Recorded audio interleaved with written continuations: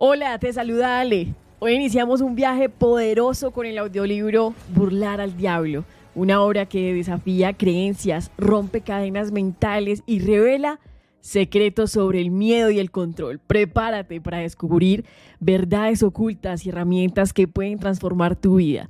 Así que respira profundo, abre tu mente y déjate llevar. Comencemos. Nota para el lector. Burlar al Diablo es el libro más intenso que jamás haya leído. Ante todo, me sentí muy honrada cuando Don Green, presidente de la fundación de Napoleon Hill, confió lo suficientemente en mí como para pedirme que me involucrara en este proyecto. Y entonces leí el manuscrito. No pude conciliar el sueño durante una semana. Escrito en 1938 con una máquina de escribir mecánica por el propio Napoleon Hill, este manuscrito había estado guardado por la familia del maestro durante más de 72 años. ¿Por qué? Porque temían a la respuesta que podría provocar el valor de Hill para revelar la obra del diablo alrededor de todos nosotros, cada día en nuestras iglesias, escuelas y nuestro sistema político. Amenazaba al núcleo de la sociedad tal y como era conocida en ese entonces. Y entonces se conmovió una poderosa deducción que este libro, aunque había sido escrito en 1938, en realidad había sido pensado para publicarse hoy. Había sido pensado para sacudir a nuestra sociedad de hoy. Había sido concebido para ofrecer respuestas durante estos tiempos económicos tan inciertos. Este libro ofrece las claves para que cada uno de nosotros burlemos al diablo en nuestras propias vidas. Nos enseña a trazar un plan de acción para lograrlo y para agregarle valor al mundo que nos rodea durante el proceso. Tal y como Piense y será rico nos ayudó a recuperarnos y a salir adelante después de la Gran Depresión, Burlar al Diablo fue escrito para ayudarnos a recuperarnos y a lograr el éxito hoy. Son las propias palabras de Hill. Si bien el manuscrito original era muy extenso, lo edité con cuidadosa precisión para preservar el profundo impacto de este mensaje, en un esfuerzo por destacar ciertos temas, dilucidar sus palabras y demostrar cómo sus predicciones se han convertido en realidad. He añadido mis reflexiones como notas de Sharon a lo largo del manuscrito en un tipo de letra distinto. Esto no te permitirá elegir entre leer el libro con mis comentarios o sin ellos. Por favor, disfruta este poderoso libro y compártelo con tus amigos y familiares. El poder en las palabras de Hill puede y cambiará tu vida para siempre. Gracias, Sharon Lesher. Prólogo.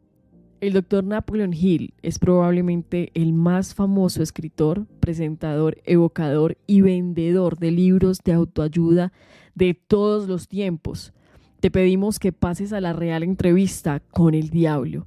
Recibirás así el impacto en tu vida sobre quién es él realmente y qué es lo que hace el 98% de las criaturas.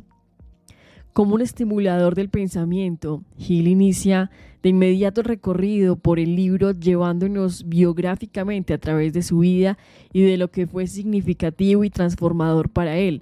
Hill conoció los principios más grandes, más útiles y favorables sobre el planeta para alcanzar el éxito, pero no sabía cómo utilizarlos y aplicarlos con facilidad.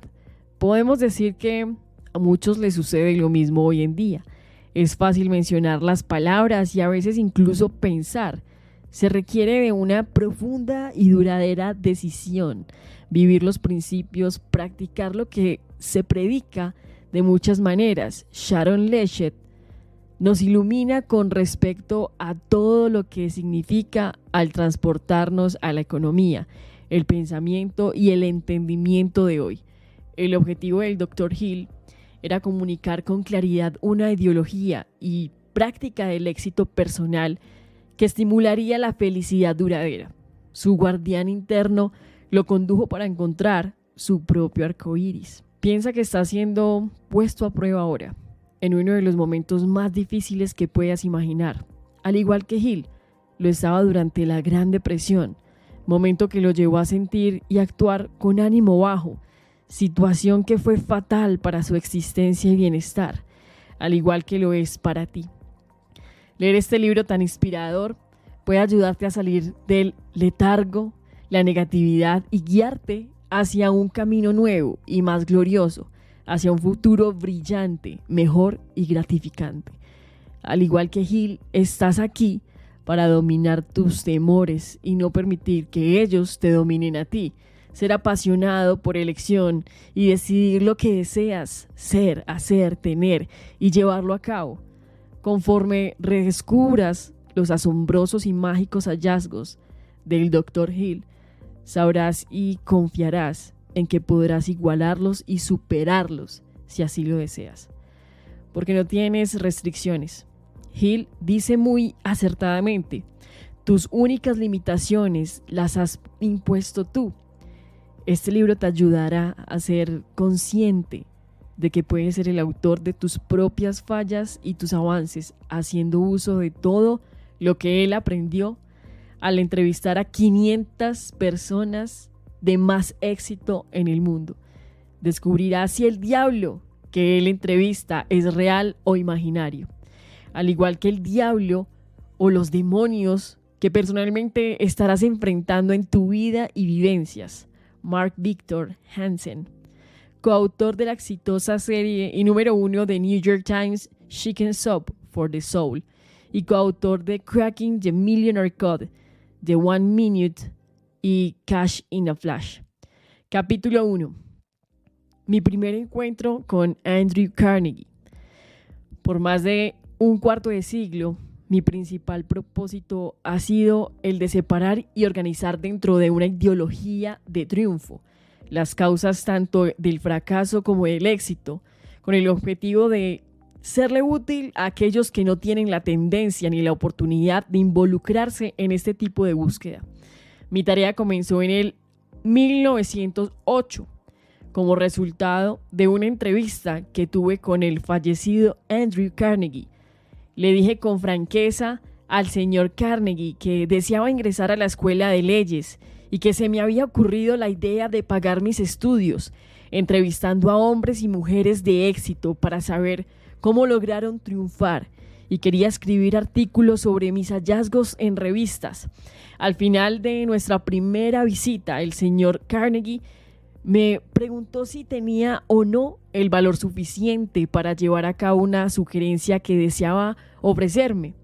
Le respondí que valor era todo lo que yo tenía y que estaba preparado para poner todo mi esfuerzo en llevar a cabo cualquier sugerencia que quisiera ofrecerme.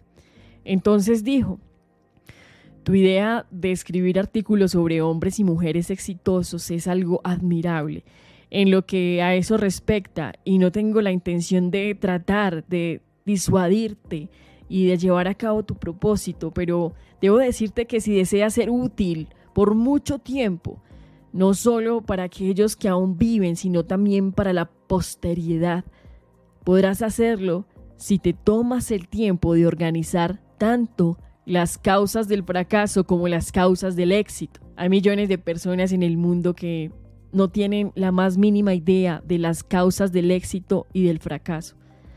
Las escuelas y universidades enseñan prácticamente todo excepto los principios del éxito personal y exigen que los jóvenes, tanto hombres como mujeres, pasen de 4 a 8 años adquiriendo conocimiento abstracto. Sin embargo, no les enseñan qué hacer con ese conocimiento después de adquirirlo. El mundo requiere de una ideología práctica y comprensible acerca del éxito, establecida a partir del conocimiento práctico adquirido por la experiencia de hombres y mujeres en la gran universidad de la vida.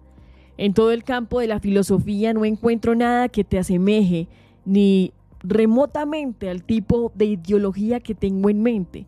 Tenemos pocos filósofos capaces de enseñar a hombres y mujeres el arte de vivir. Me parece que es una oportunidad para desafiar a un joven ambicioso como tú. Sin embargo, la ambición por sí misma no es suficiente para esta tarea que te he sugerido. Quien la emprenda debe tener el valor y la tenacidad. El trabajo exigirá de por lo menos 20 años de continuo esfuerzo, durante los cuales quien se comprometa a llevar a cabo tendrá que ganarse la vida por otros medios, pues este tipo de investigación nunca resulta lucrativa al principio y por lo general quienes han contribuido al desarrollo a través de este tipo de tareas han tenido que esperar casi 100 años después de su propia muerte para recibir el reconocimiento a su labor. Nota de Sharon: 20 años de labor sin paga y probablemente sin reconocimiento. ¿Cómo responderías a este ofrecimiento? Tal como lo menciona a continuación, Hill aceptó el desafío de Carnegie y se dispuso a entrevistar a los gigantes de ese tiempo, incluyendo a Theodore Roosevelt, Thomas Alva Edison, John D. Rockefeller, Henry Ford, Alexander Graham Bell y King Gillette, entre otros, y su esfuerzo culminó finalmente en la publicación de varios libros y entre ellos el volumen 8 de Laws of Success, Las leyes del éxito, y Think and Grow Rich, Piense y hágase rico. Después de más de 25 años de investigación, su trabajo es considerado fundamental para el desarrollo personal, ya que investigó todos los principios que siguen sirviendo de base para las enseñanzas de los actuales maestros espirituales. Quizá el lector piense que este manuscrito se escribió un año después de haberse publicado. Tal vez pueda apreciar el otro yo de Hill. Tal vez identifique cómo el maestro venció la frustración y logró utilizar los elementos más importantes en su investigación. Pero burlar al diablo revelará por sí mismo el despertar espiritual de Hill y cómo cada uno de nosotros podemos aprender ese proceso a partir de este encuentro con el diablo. Si emprendes esta labor, deberás entrevistar no solo a los pocos que han triunfado, sino a los muchos que han fracasado. Deberás analizar cuidadosamente muchas miles de personas que han sido clasificadas como fracasos. Y con fracasos me refiero a los hombres y mujeres que llegan desilusionados a último capítulo de su vida por no haber alcanzado el objetivo que sus corazones se habían impuesto. Por inconsciente que parezca, aprenderás más sobre cómo triunfar a partir de los fracasos de lo que aprenderás de los llamados triunfos, pues estos te enseñan lo que no debes hacer. Asimismo, hacia el final de tu labor, si es que la llevas a cabo satisfactoriamente, harás un descubrimiento que te sorprenderá. Descubrirás que la causa del éxito no es algo ajeno al hombre, que es una fuerza natural tan intangible que la mayoría de los hombres nunca la reconocen, una fuerza que bien podría llamarse el otro yo. Cabe señalar el hecho de que este otro yo rara vez ejerce su influencia o se hace presente, excepto en ocasiones de inusual urgencia, cuando los hombres se ven obligados por la adversidad o algún abatimiento temporal a cambiar sus hábitos y a ingeniárselas para superar la dificultad. La experiencia me ha enseñado que un hombre nunca puede estar tan cerca del éxito como cuando eso que él llama fracaso lo ha dominado, ya que es en estas ocasiones cuando se ve obligado a pensar. Si piensa acertadamente y es persistente, descubre entonces que generalmente el llamado fracaso no es más que una señal para reamarse a sí mismo con un nuevo plan o propósito. La mayoría de los fracasos se deben a las limitaciones que los hombres mismos instalan en su mente. Si tuviesen el valor de avanzar un paso más, descubrirían su error. Nota de Sharon: la mayoría de los fracasos se deben a las limitaciones que los hombres instalan en su mente. La negatividad y la desconfianza en uno mismo pueden ser el principal obstáculo para el éxito. Con la actual depresión económica, muchas de las personas que han hecho lo correcto durante su vida se encuentran ahora por primera vez enfrentando una severa adversidad. El mayor obstáculo para su recuperación es su propio miedo y la autoconfianza que se ha implantado por su reciente experiencia. ¿Acaso has permitido que la actual situación te supere? La autoconfianza y el autosabotaje han evitado que alcances tus objetivos, eres tu peor enemigo. Abandonarás tu búsqueda cuando estás a 1 metro de encontrar el tesoro. Volver a vivir. El diálogo del señor Carnegie remodeló toda mi vida y plantó en mi mente un ardiente propósito que me ha impulsado innecesariamente. Y esto a pesar del hecho de que yo no tenía más que una vaga idea de lo que él quería decir con el otro yo. Durante mi tarea de investigación sobre las causas del fracaso y el éxito, tuve el privilegio de analizar a más de 25,000 hombres y mujeres que habían sido clasificados como fracasados y a más de 500 que habían sido clasificados como triunfadores. Hace muchos años vislumbré por primera vez a ese otro yo que el señor Carnegie había mencionado. El descubrimiento surgió tal y como él lo dijo, como resultado de 2 momentos cruciales en mi vida, los cuales conformaron las crisis que me obligaron a ingeniármelas para salir de las dificultades como nunca antes lo había hecho. Ojalá fuera posible describir este hallazgo sin tener que usar el pronombre personal. Sin embargo, es imposible porque este surgió a través de experiencias personales de las que no se puede aislar. Para presentarte el panorama completo, tendré que regresar al primero de estos 2 momentos cruciales y llevarte paso a paso hasta ese hallazgo. La investigación necesaria para la acumulación de los datos, a partir de la cual se organizaron los 17 principios del éxito y las 30 principales causas del fracaso, requirió de años de trabajo. Había llegado a la falsa conclusión de que había terminado mi tarea de organizar una completa ideología sobre el éxito personal. Lejos de haber concluido, mi trabajo solo había comenzado. Había elegido el esqueleto de la ideología al organizar los 17 principios del éxito y las 30 principales causas del fracaso, pero ese esqueleto debía que ser cubierto con la carne de la aplicación y la experiencia aún más.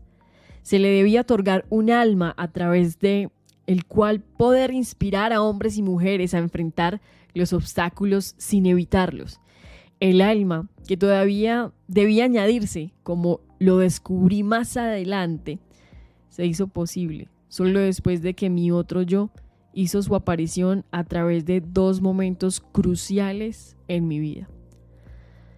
Habiéndome decidido a dirigir mi atención y sin importar los talentos que pudiera tener en los ingresos monetarios a través de los canales comerciales y profesionales, me decidí a entrar en la profesión de la publicidad, convirtiéndome en el gerente de publicidad de la extensión universitaria La Salle de Chicago. Todo marchó de maravilla durante 1 año, después del cual se apoderó de mí un profundo disgusto por mi trabajo y renuncié. Ingresé entonces al negocio de las franquicias con el expresidente de la extensión universitaria La Salle, convirtiéndome en el presidente de Betsy Rose Candy Company.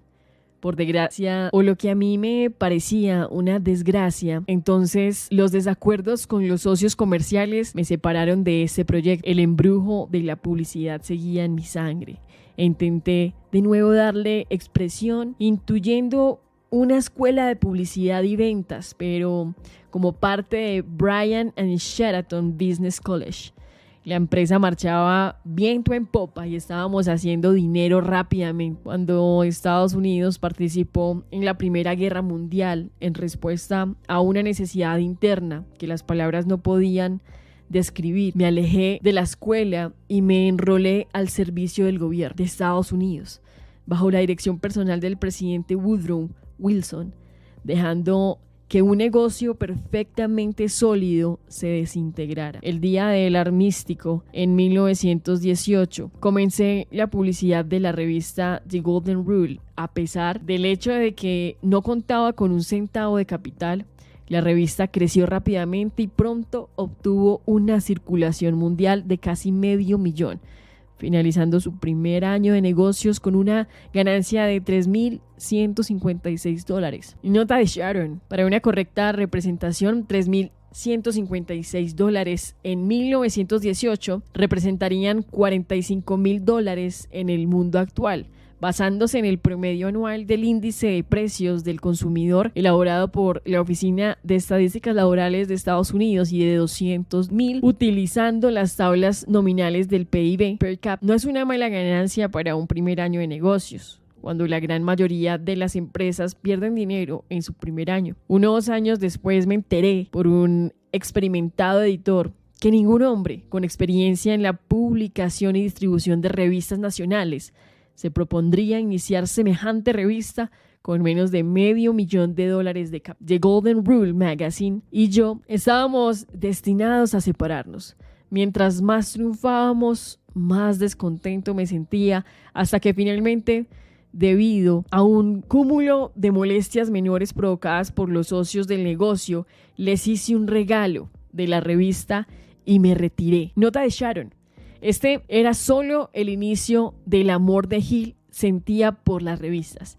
A The Golden Rule Magazine le siguió su publicación de Napoleon Hill Magazine. Más tarde se convirtió en el editor de Success Magazine, una revista que se sigue publicando actualmente. Después establecí una escuela de capacitación para gente de venta. Mi primer cometido fue capacitar a un ejército de 3,000 personas para una compañía de franquicias, para lo cual obtuve $10 por cada vendedor que cursó mi clase. En 6 meses mi trabajo me había compensado un poco más de $30,000. El éxito en lo que respecta al dinero estaba coronando mis esfuerzos con abundancia. De nuevo volví a sentirme intranquilo, no me sentía contento y cada día se hacía más evidente que el dinero nunca me haría feliz. Sin la menor excusa razonable para mis acciones, me retiré y renuncié a un negocio del cual hubiera podido ganar fácilmente un próspero salario. Mis amigos y asociados pensaban que había enloquecido y no se retractaban de decirlo. Francamente me sentí tentado a coincidir con ellos, pero parecía que no había nada que pudiera hacer al respecto. Buscaba la felicidad y no la había encontrado. Al menos esa es la única explicación que podía ofrecer ante mis extrañas excusas razonables para mis acciones. ¿Qué hombre se conoce a sí mismo realmente? Nota de Sharon. De nuevo volví a sentirme intranquilo y no me sentía contento y cada día se hacía más evidente que el dinero nunca me haría feliz.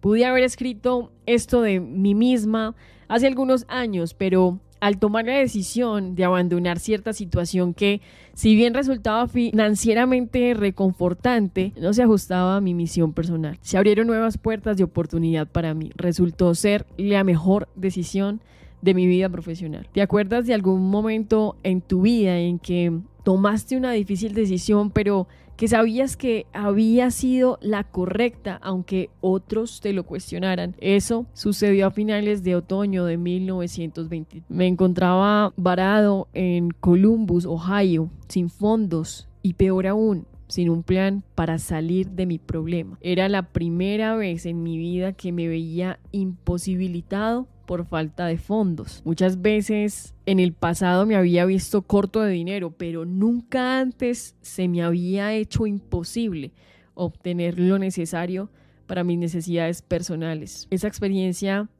me impactó. Parecía estar completamente a la deriva con respecto a lo que podía o debía hacer. Pensé en una docena de planes para solucionar mi problema, pero los deseché como poco prácticos e imposibles de realizar. Me sentía como alguien que se ha perdido en una jaula sin una brújula y cada intento que hacía por salir me llevaba de vuelta al punto de partida. Durante casi 2 meses sufrí la peor y más dolorosa de las indecisiones humanas. Conocía los 17 principios del éxito personal, pero no sabía cómo aplicarlos. Sin saberlo, me estaba enfrentando a una de esas crisis de la vida a través de las cuales, según me había dicho el señor Carnegie, los hombres a veces descubren a sus otros yo. Mi angustia era tan grande que nunca se me ocurrió sentarme a analizar su causa y buscar el remedio. Nota de Sharon. La peor y más dolorosa de las indecisiones humanas. ¿Alguna vez te has sentido paralizado por la indecisión? Ese fue el momento más crucial en la vida de Napoleon Hill. Su vida de pasar de trabajo en trabajo suena como la de muchas personas hoy en día. Personas que desean y buscan satisfacción en sus trabajos y en sus vidas. El predicamento en el que se encontraba Hill había sido, al menos en parte, el infligido y admitido por él mismo. Pasaba de un trabajo a otro en búsqueda de su propia vida profesional idónea y de su satisfacción. Sin embargo, se encontró a sí mismo en casi las mismas circunstancias que cualquiera que hoy en día haya sido impactado de forma negativa por la actual situación económica. Hill sacó provecho de su fracaso temporal al utilizarlo como una espuela para obligarse a pensar y analizar, a descubrir su otro yo. Si las circunstancias económicas te han asentado un golpe, también tú puedes utilizarlo como una palanca y una motivación para descubrir tu otro yo. El fracaso se convierte en triunfo. Una tarde tomé una decisión que me sacó de la dificultad. Tenía la sensación de querer salir a los espacios abiertos del país, en donde pudiera respirar aire fresco y pensar. Comencé a caminar y cuando ya había avanzado 7 u 8 kilómetros, de pronto me sentí paralizado. Durante varios minutos me quedé ahí parado como si estuviera adherido al camino.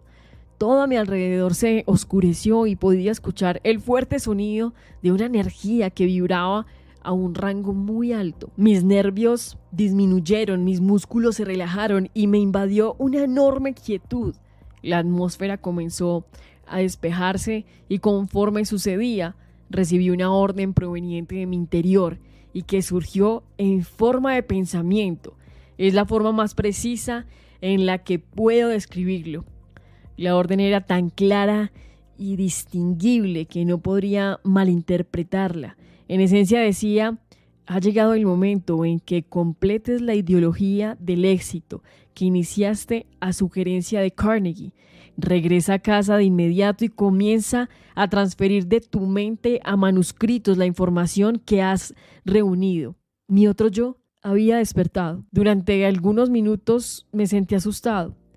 La experiencia no se parecía a ninguna que hubiera vivido antes. Di la vuelta y Carnegie rápidamente hasta llegar a casa, y al aproximarme a casa observé a mis 3 hijos, mirando por una de las ventanas a los hijos de nuestro vecino, quienes estaban vistiendo un árbol de Navidad en la casa continua. Entonces recordé que era la época navideña. Es más, recordé con una profunda sensación de angustia que nunca antes había experimentado, que no habría un árbol de Navidad en nuestra casa. La mirada de desilusión en los rostros de mis hijos hizo que me percatara dolorosamente de ese hecho. Entré a la casa, me senté ante la máquina de escribir y comencé de inmediato a convertir en escritos mis hallazgos sobre las causas del éxito y del fracaso. Al colocar la primera hoja en la máquina de escribir, me vi interrumpido por la misma sensación que me había inundado al encontrarme al aire libre unas horas antes, y entonces vino a mi mente este pensamiento: tu misión en la vida es completar la primera ideología mundial sobre el éxito personal. Has estado tratando en vano de escapar a tu tarea y cada esfuerzo que has hecho te ha llevado al fracaso. Estás buscando la felicidad. Aprende esta lección de una vez por todas, que solo encontrarás la felicidad si ayudas a otros a encontrarla. Has sido un estudiante testarudo. Debías ser curado de tu insensatez a través de la frustración. En unos cuantos años a partir de este momento, todo el mundo vivirá una experiencia que colocará millones de personas en las necesidades de seguir la ideología que tú has sido instruido a completar. Habrá llegado entonces tu gran oportunidad de encontrar la felicidad al ofrecer un servicio útil. Ve a trabajar y no te detengas hasta haber completado y publicado los manuscritos que has iniciado. Estaba consciente de haber llegado por fin al final del arco iris de la vida y me sentía feliz. La duda hace su aparición. El conjuro, si es que así se le puede llamar a la experiencia, desapareció. y comencé a escribir. Poco después, mi razón me surgió que me estaba aventurando en una misión de tontos. La idea de un hombre abatido y casi apagado, presumiendo escribir una ideología de éxito personal, parecía tan ridícula que me reí escandalosamente y quizás hasta con desprecio. Me retorcí en mi silla, pasé los dedos por mi cabello e intenté buscar un pretexto para justificarme a mí mismo por sacar la hoja de papel de mi máquina de escribir antes de ponerme realmente a escribir. Sin embargo, la necesidad de continuar era más fuerte que el deseo de renunciar. Me reconcilié con mi tarea y seguí adelante. Nota de Sharon: la necesidad de continuar era más fuerte que el deseo de renunciar. ¿Recuerdas ese momento en el que deseabas renunciar, pero algo te obligaba a seguir adelante? Puede haber sido tu otro yo. Viendo ahora en retrospectiva, a la luz de todo lo que ha pasado, puedo ver que todas esas pequeñas experiencias de adversidades por las que he pasado se encuentran entre mis experiencias más afortunadas y provechosas. Fueron bendiciones ocultas porque me obligaron a seguir trabajando, lo cual finalmente me brindó la oportunidad de convertirme en alguien más útil para el mundo de lo que hubiera sido si hubiese triunfado en cualquier otro plano pronóstico. Durante casi 3 meses trabajé en esos manuscritos, completándolos durante los primeros meses del año 1924. Tan pronto como estuvieron terminados, de nuevo me sentí tentado por el deseo de volver al gran juego americano de los negocios. Sucumbiendo al encanto, adquirí el Metropolitan Business College en Cleveland, Ohio, y comencé a hacer planes para aumentar su capacidad. Para finales de 1924 habíamos crecido y nos habíamos expandido con casi el doble del mejor récord anterior que la escuela hubiera alguna vez conocido. De nuevo, el virus del descontento comenzó a hacerse sentir en mi sangre de nuevo y supe que no encontraría la felicidad en ese tipo de misión. Entregué el negocio de mis socios y me concentré en la plataforma del discurso, ofreciendo conferencias sobre la ideología del éxito a las organizaciones a las cuales le había dedicado muchos de mis años anteriores. Una noche tenía programada una conferencia en Canton, Ohio, y la suerte, o lo que a veces parezca configurar el destino de los hombres sin importar cuánto luchen contra él, de nuevo hizo su aparición en el escenario y me colocó frente a frente con una experiencia dolorosa. Entre mi audiencia de Cantón se encontraba Don R. Mellett, editor del Daily News de Canton. El señor Mellett se interesó tanto en la ideología del éxito personal sobre lo que le hablé esa noche que me invitó a reunirme con él al día siguiente. Esa visita resultó en un acuerdo de sociedad que tendría lugar el primer día del siguiente mes de enero, cuando el señor Mellett planeaba renunciar como editor del Daily News para hacerse cargo del negocio y de la promoción de la ideología sobre la que yo estaba trabajando. Sin embargo, en julio de 1926, el señor Mellett fue asesinado por Pat McDermott, un personaje del inframundo, y por un policía de Canton, Ohio, quienes fueron sentenciados a cadena perpetua. Fue asesinado por exponer en su periódico una conexión entre los contrabandistas y varios miembros de la fuerza policíaca de Cantón. Fue uno de los crímenes impactantes que produjo la era de la prohibición. Nota de Sharon: el asesinato en julio de 1926 del periodista combatiente Donald Ring Mellett, editor del Daily News de Canton, Ohio, fue uno de los crímenes más difundidos durante los años 20. En 1925, Mellett había descubierto una amplia corrupción al interior de las fuerzas policíacas de Cantón, emprendiendo así una campaña editorial en contra del vicio y la corrupción dirigida, entre otros, al jefe de la policía de Cantón. Si bien no se ve reflejado en el relato de Hill, se sabe que Hill pidió al alcalde de Ohio iniciar una investigación sobre la corrupción. Personajes locales del inframundo y al menos un policía de Cantón contrataron a Patrick McDermott, un ex convicto de Pensilvania, para silenciar a Mellett, quien fue acribillado a balazos a las afueras de su domicilio.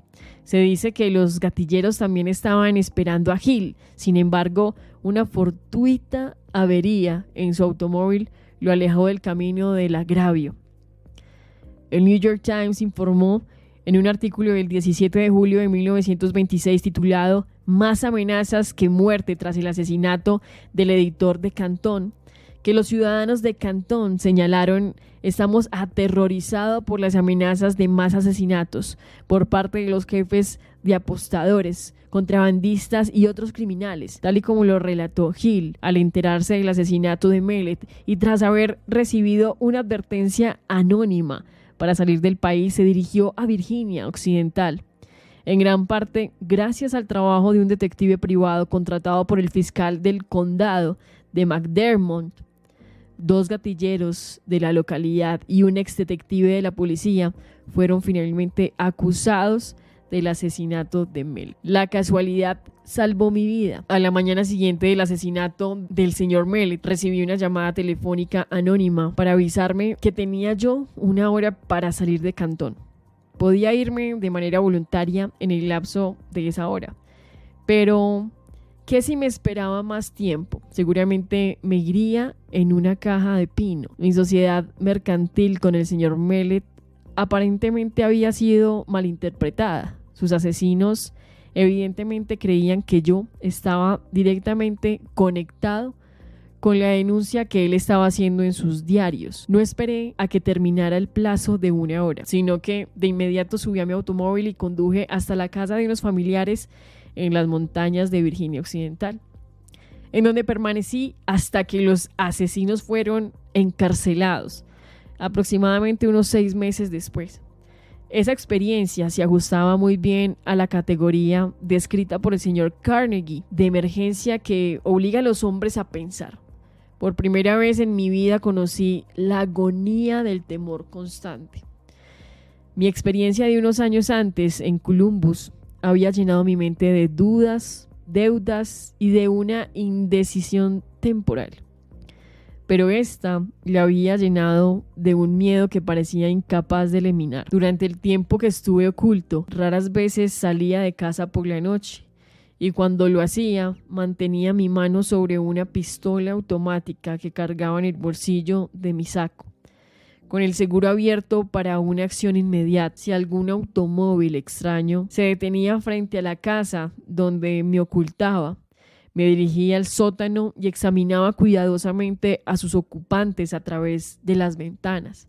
Después de algunos meses de este tipo de experiencias, mis nervios comenzaron a desmoronarse. Había perdido por completo el valor. La ambición que me había animado durante los largos años de trabajo en la búsqueda de la causa del fracaso y del éxito también me había abandonado.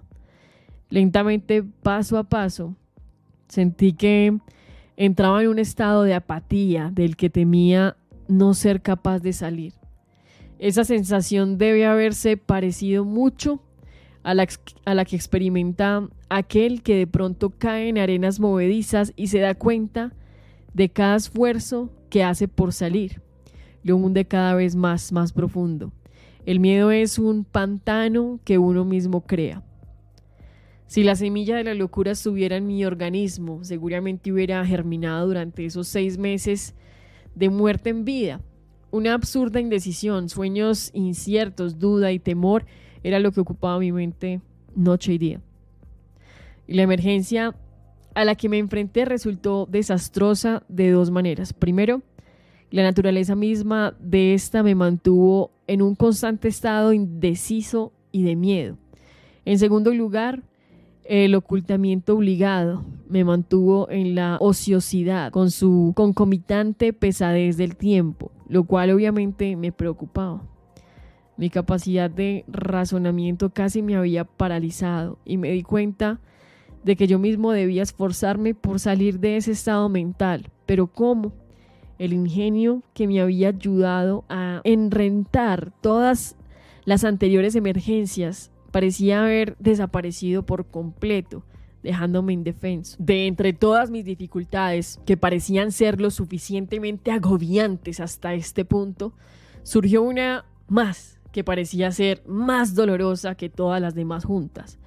Fue el darme cuenta que había pasado mis mejores años persiguiendo un arco iris, buscando aquí y allá causas del éxito y viéndome a mí ahora más desválido que cualquiera de las 25,000 personas a las que yo había juzgado como fracasos.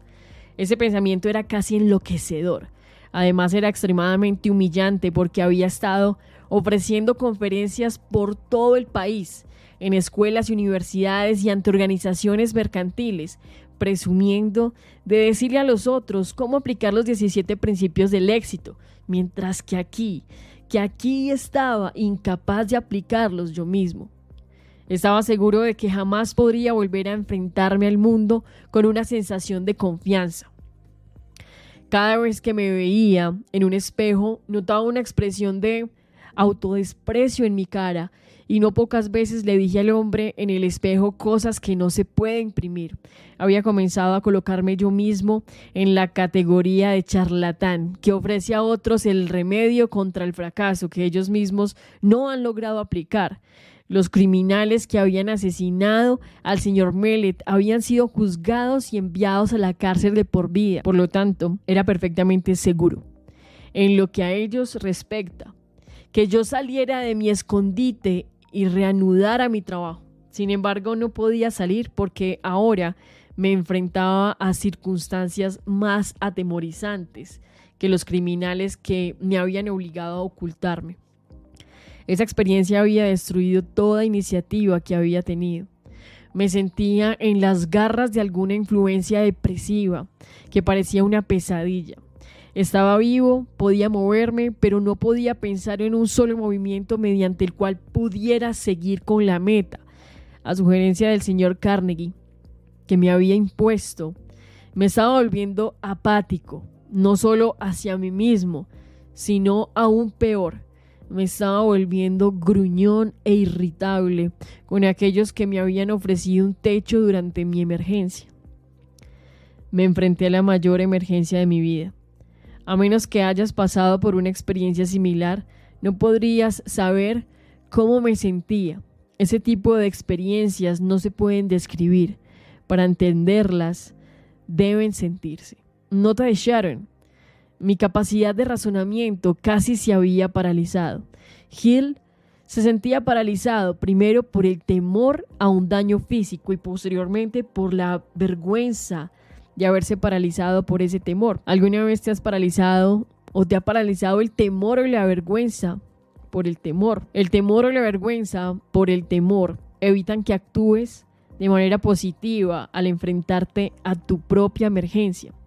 El temor puede motivarte a paralizarte. Al reconocer esto y reaccionar de manera distinta a tus temores, personas hoy en día que están teniendo esos mismos sentimientos de enfado, seguidos por la irritabilidad y la debilidad, sensaciones de apatía, se sienten desanimadas y con una falta de confianza en sí mismas debido a una depresión económica. Se sienten enfadadas y permiten que el enfado les paralice. ¿Acaso te suena familiar tanto para ti como para algún ser querido? Ahora compara cómo Napoleon Hill superó su miedo, apatía y logró y encontrar la esperanza, la inspiración y la motivación para recuperar y generar el éxito en su vida. El momento más dramático de mi vida. El vuelco surgió de repente. En el otoño del año 1927, más de un año después del incidente de Cantón, salí de casa una noche y caminé hacia la escuela pública. En la cima de una colina sobre la ciudad, había tomado la decisión de enfrentar la situación antes de que terminara. Esa noche, comencé a caminar alrededor del edificio, intentando obligar a mi confusa mente a pensar con claridad. Debo haber dado cientos de vueltas alrededor del edificio antes de que cualquier pensamiento sistemático comenzara a surgir en mi mente. Mientras caminaba, me repetía a mí mismo una y otra vez: existe una salida y la encontraré antes de volver a casa. Debo haber repetido esa frase miles de veces. Además, quise decir exactamente lo que estaba diciendo.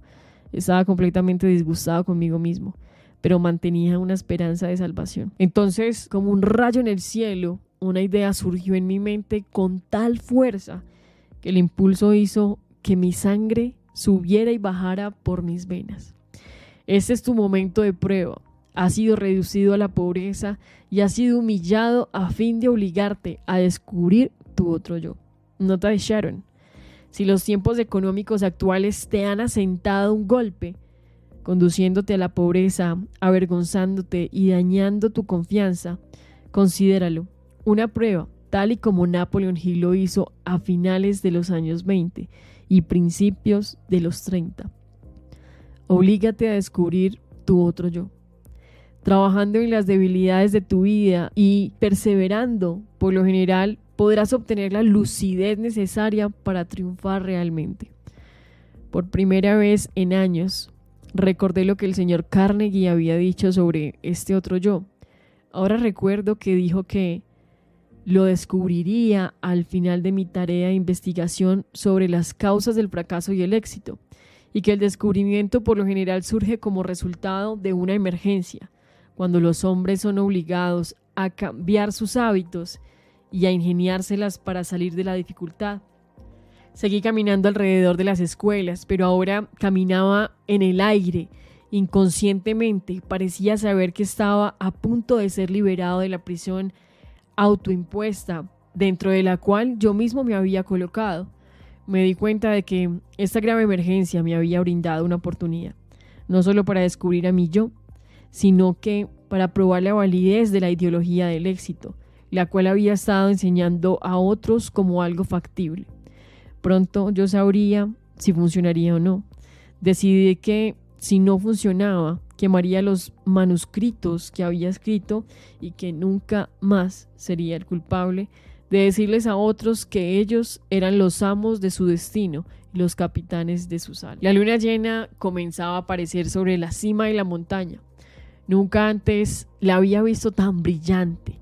Mientras la observaba, otro pensamiento surgió en mi mente y fue este. Le has estado diciendo a otros cómo dominar el miedo y cómo superar las dificultades que surgen de las emergencias de la vida. A partir de hoy podrás hablar con autoridad porque estás a punto de resurgir de tus propias dificultades con valor y propósito, decidió y sin temor.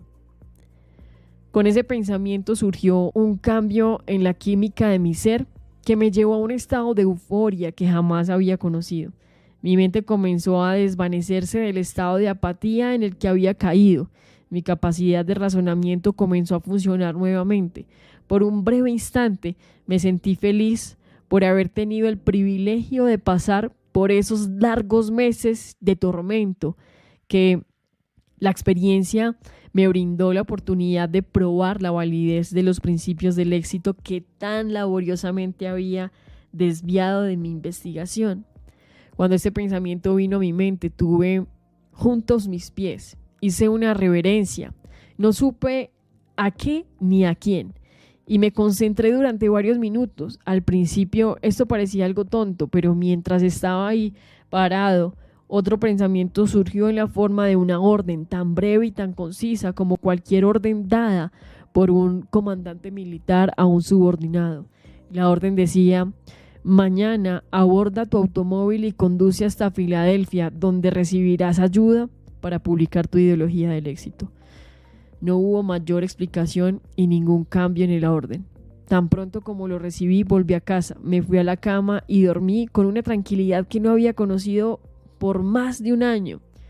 Al despertar a la mañana siguiente, salí de la cama y de inmediato comencé a empacar mi ropa y a prepararme para viajar a Filadelfia. Mi razón me decía que me estaba embarcando en una misión de tontos.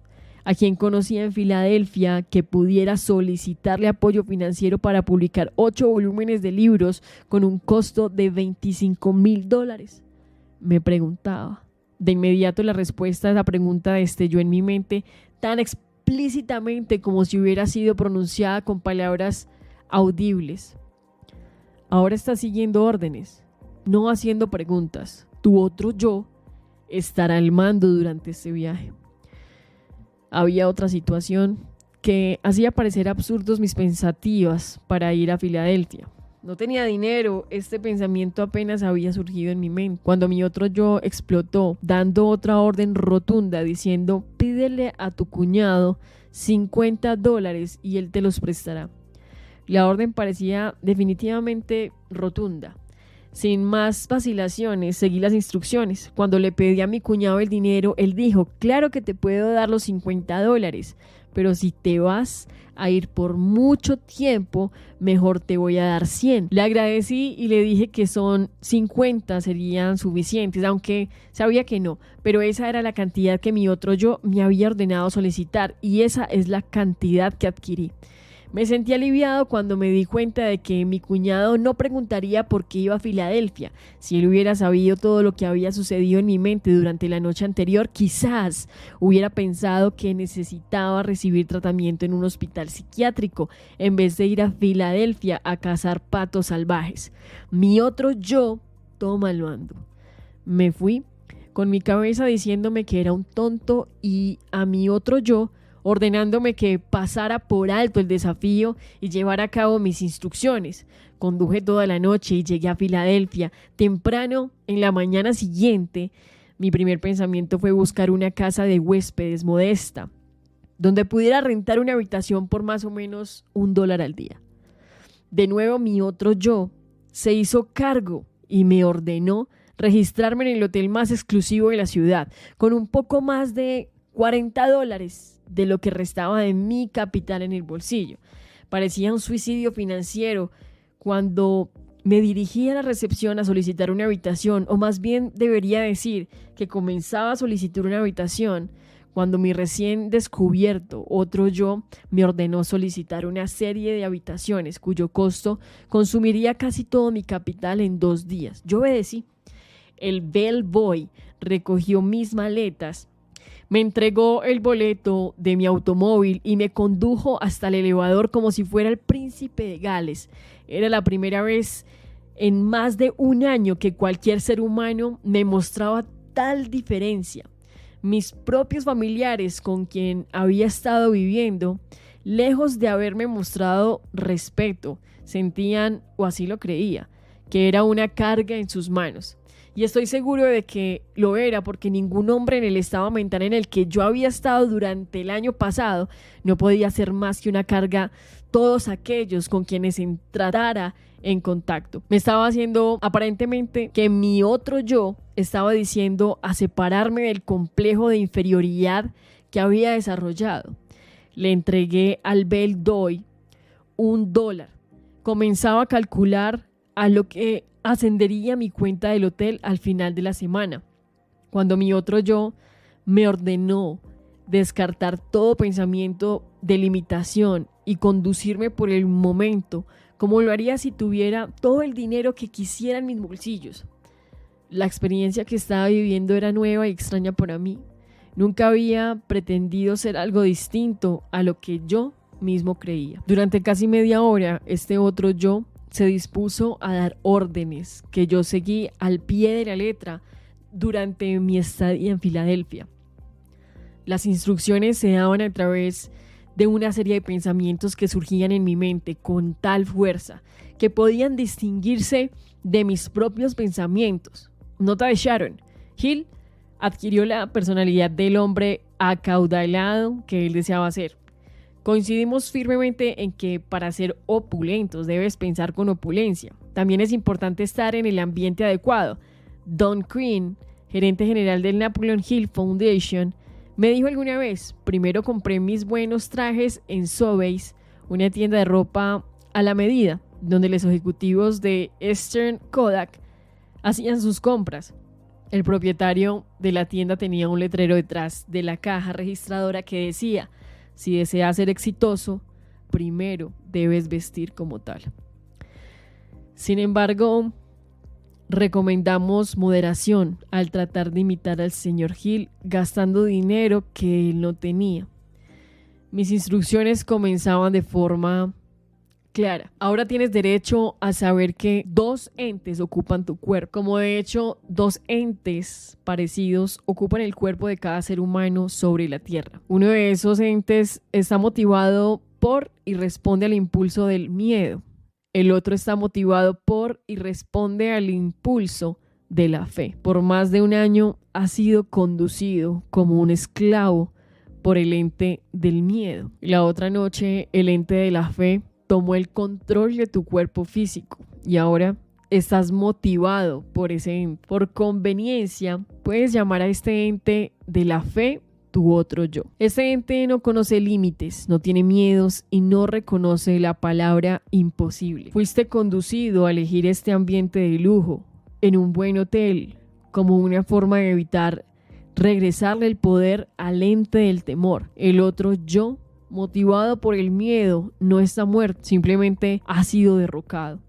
Y este te seguirá donde quiera que vayas, esperando una oportunidad para entrar y controlarte de nuevo, pues puede ganar el control sobre ti, sobre a través de tus pensamientos. Recuerda esto y mantén las puertas hacia tu mente firmemente cerradas a todo pensamiento que busque limitarte de cualquier manera y estarás a salvo. No te permitas preocuparte por el dinero que necesitarás para tus gastos inmediatos. Este vendrá a ti cuando debas tenerlo. Ahora vayamos a los negocios. Antes que todo, debes saber que el ente de la fe, que está ahora a cargo de tu cuerpo, no hace milagros ni trabaja en oposición a cualquier ley de la naturaleza. Mientras esté a cargo de tu cuerpo, te guiará cada vez que lo invoques a través de los pensamientos que implantará en tu mente, para llevar a cabo tus planes a través del medio natural más lógico y conveniente que esté disponible. Sobre todo, mantén esto fijo en tu mente, que tu otro yo hará el trabajo por ti.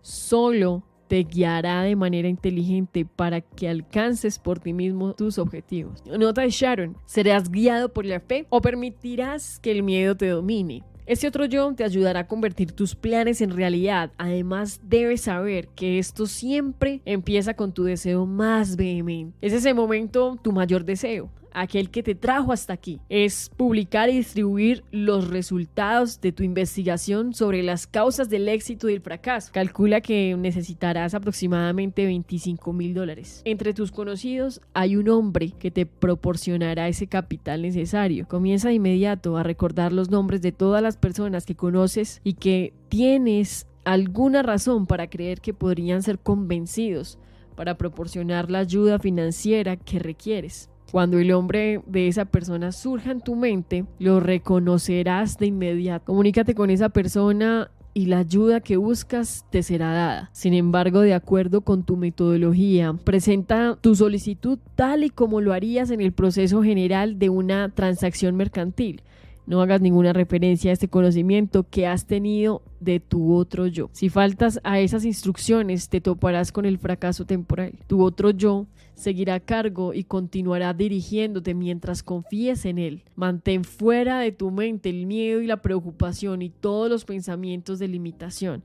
Eso será todo por el momento. Ahora comenzarás a moverte a voluntad, precisamente como lo hacías antes de descubrir tu otro yo. Físicamente eres el mismo que has sido siempre, por lo tanto nadie reconocerá que se ha llevado a cabo un cambio en ti. Observé la habitación, parpadeé y para asegurarme de que no estaba soñando, me levanté y caminé hasta un espejo para observarme de cerca. La expresión en mi rostro había cambiado de una expresión de duda a una de valor y fe. Ya no había ninguna duda en mi mente de que mi cuerpo físico estaba a cargo de una influencia muy distinta a la que había sido expuesta 2 noches antes. Mientras caminaba alrededor de esa escuela en Virginia Occidental, nota de Sharon: aquí, al editar el manuscrito, he terminado el capítulo en uno de los momentos más decisivos en la vida del autor. ¿Alguna vez has pasado por un cambio de vida como la que Hill ha descrito? También podría ser descrito en términos religiosos como una conversión. Otros simplemente lo llamarían un llamado a despertar o una palmada en el hombro, o más apasionadamente como una bofeteada.